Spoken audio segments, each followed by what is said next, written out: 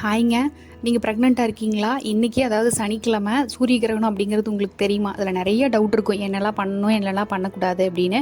First மதியம் 2:20 evening 6:13 வரைக்கும் வந்து சூரிய கிரகணம் இருக்குது. அந்த டைமில் சாப்பிட்லாமா சாப்பிடக்கூடாதான்னு கேட்டால் கண்டிப்பாக சாப்பிட்லாம். ஆனால் அந்த நான்வெஜ் ஐட்டம், ஃப்ரைட் ஐட்டம்ஸ் அந்த மாதிரி இருக்கிறது வந்து எடுத்துக்க வேண்டாம். ஏன்னா டைஜஷன் ப்ராப்ளம் ஆகலாம். அதனால தான். அதுக்கப்புறம் தண்ணி குடிக்கலாமான்னு கேட்டால் கண்டிப்பாக தண்ணி குடிக்கலாங்க. 4 மணி நேரம் நார்மலாக இருக்கிறவங்களாலேயே தண்ணி குடிக்காமல் இருக்க முடியாது. நீங்கள் கன்சீவாக இருக்கீங்க அப்படின்னா எப்படி தண்ணி குடிக்காமல் இருக்க முடியும்? அதனால் தாராளமாக தண்ணி குடிக்கலாம். அந்த டைமில் தூங்கலாமா அப்படின்னா அதுக்கும் சூரிய கிரகணத்துக்கும் சம்மந்தம் இல்லை. நீங்கள் கண்டிப்பாக தூங்கலாம்.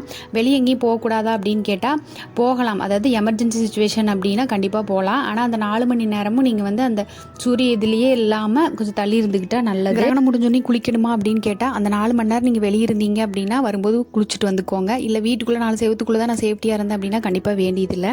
அதே மாதிரி சாமி ரூம் க்ளீன் பண்ணணுமா அப்படின்னு கேட்டால் அது அவங்கவுங்களோடது மன திருப்திக்காக வேணால் பண்ணலாம். ஆனால் கோயில் எல்லாமே அந்த டைமில் க்ளோஸ் பண்ணி தான் வச்சுருப்பாங்க. ஏன்னா நெகட்டிவ் எனர்ஜி பாஸ் ஆகும் அப்படிங்கிறதுனால. அவ்வளோதாங்க. நாளைக்கு வீடியோவில் பார்க்கலாம்.